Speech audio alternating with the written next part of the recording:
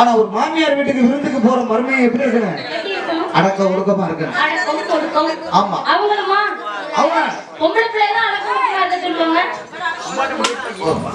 ரொம்ப விக்காத காலையில ஆசிரியர் கூட்டி காட்டுற மாதிரி அப்படி இருக்க மாமா வீட்டுக்கு மருமையே விருந்துக்கு போயிருக்காப்ல. எப்படி போயிருக்காப்ல? அதான் லென்த்தா போமே.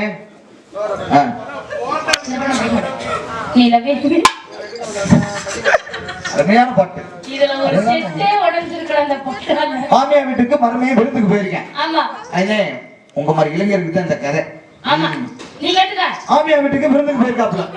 போனாலும் மாமியா வீட்டுல என்ன பண்ணுவாங்க? மருமையை கோயில் திருவிழாக்கு வந்திருக்காங்க. கறி மீன் முட்டை அது இது கிடா கறி ஆட்டுக்கறி எல்லாம் எடுப்பாங்க. Right okay. அடே எடுக்காம அப்படியே புடிச்சமே இருக்காரு. கூட எதுவா கட்டார்ல சென்டர்ல கட் பண்ணிட்டு இருக்கேன். ஆமா. இதமா அப்ப மருமையை வீட்டுக்கு இந்த மாமியா வீட்டுக்கு விருந்துக்கு போக மருமையை. அங்க போனோம்னா இல்ல தடவரலா சாப்பாடு 18 வயதுல சாப்பாடு கூட்டு பொரியல் என்ன சமைச்சு வச்சிட்டாங்க. சாப்பிட்டால என்ன பண்ணணும்? கோயில் திருவிழா போனாலும் சாப்பிட்டால சாப்பிட்டு கடைசாம வீட்டுல படுக்க வேண்டியதானே. படுக்கிற கையில மாமியாவும் மருமகளும் வந்து என்ன சொல்லியிருக்காங்க? அப்பா நாங்க கோயில்ல போய் கூட திருவிழா நடக்குது, போய் சாமியை வந்துடுறோம், நீங்க சாப்பிட்டு கட்டில படுங்க அப்படின்னு சொல்லிட்டு மாமியா சொல்லிட்டு பொண்ணை கூட்டிக்கிட்டு கோயிலுக்கு போய் சாமி கும்பிட வந்துருச்சு. நம்மளால கறி மீன் முட்டை அது இதுமா தின்னாம பாரு கட்டில படுத்தா உடனே வயிற்ற கலக்கிருச்சு. வயிற்ற கலக்கினா புதுசா கல்யாணம் பண்ணி போனாலும் அந்த ஊருக்கு அம்மா எங்கிட்டு வடக்க இருக்கா தெற்கு இருக்கா மேற்கு இருக்கா அப்படின்னு தெரியல. ஆளு எந்திரிச்சவங்க ஒரே நெட்டுக்க லைட்டா கட்டணும். அம்மா நடந்து போயிருக்கா போய் வெளியே போகணும். பார்த்தா போக போக 1 கிலோமீட்டர் 2 கிலோமீட்டர் ஆகி போச்சு.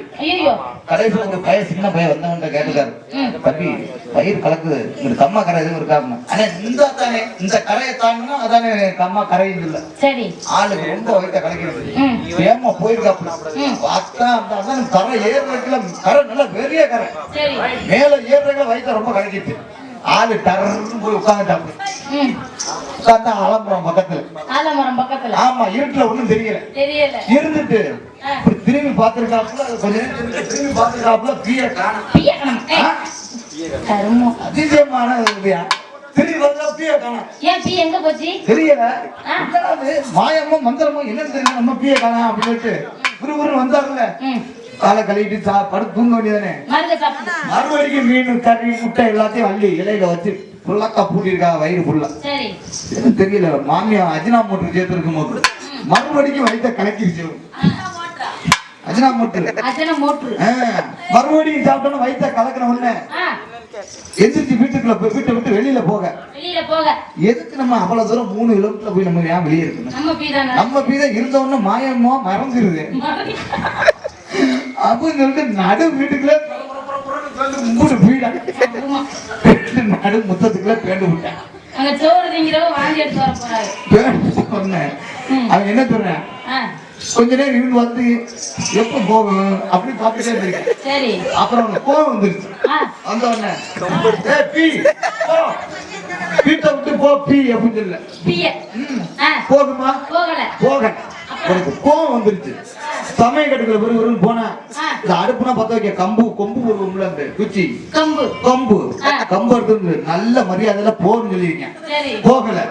நீ எதுக்கு போகாம இருக்குன்னு எனக்கு தெரியும் அப்படின்னு சொல்லி போய் கருத்த மீன் வச்சிருக்கேன். இதை திரும்பி போகல. 2 முட்டையை எடுத்து கொண்டாந்து வச்சிருக்கேன். இதையாச்சும் நின்றுட்டு போ சனியனே அப்படின்னு சொல்ல போகல. கோவம் வந்துருச்சு. நீ போக மாட்டேங்கிற டைம் ஆகி போச்சு. மணி 4 மணியாச்சு. சாம கூட முடிஞ்சு மாமியா மகளும் வீட்டுக்கு வர்றாங்க. சவுண்டு கேட்குது. அதுக்குள்ளே போச்சு போன்னு சொல்லிட்டு இருக்கேன். போகல. வந்த ஆத்திரத்துக்கு பீ எடுத்து ஓகி கம்பளம் அடிச்சான் பாரு. அடிச்ச உடனே பொண்டாட்டி மாமியாவும் கதவை துறக்க அடிக்க, பொண்டாட்டி மருமகளும் கதவை துறக்க, மாமியா வாயில மும்பிட்டு பீ, பொண்டாட்டி வாயில மும்பிட்டு பீ.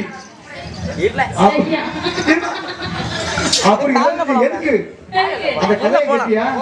முதல்ல இருந்தாங்க பீ அது எங்க போச்சு? இருட்டுக்குள்ள போய் இருந்த வாக்குல ஆமா இருக்குல்ல, அது ஓட்டு மேல இருந்திருக்கேன். அது பாரம் சுமக்க முடியாம நகண்டு போயிடுச்சு. அதுக்கப்புறம் பீய காணாம அப்படி போய்கிட்டு இருக்காங்க. மின்னல் காட்டினார், 1000 ஆசைகள் என்னில் ஊற்றினார்.